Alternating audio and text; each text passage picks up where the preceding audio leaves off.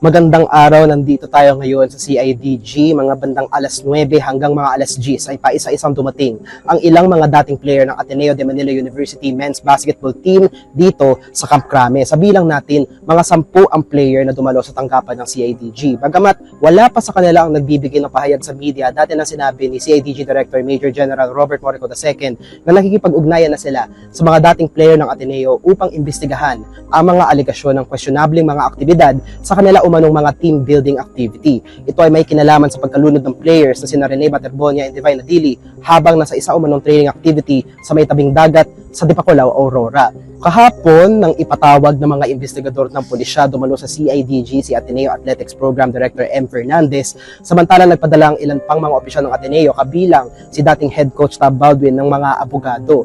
Ongoing pang investigasyon ng PNP kaya manatiling updated sa Inquirer. Yan na muna ang latest dito sa Camp Crame. Ako si Jason Sigales, nag-uulat para sa Inquirer.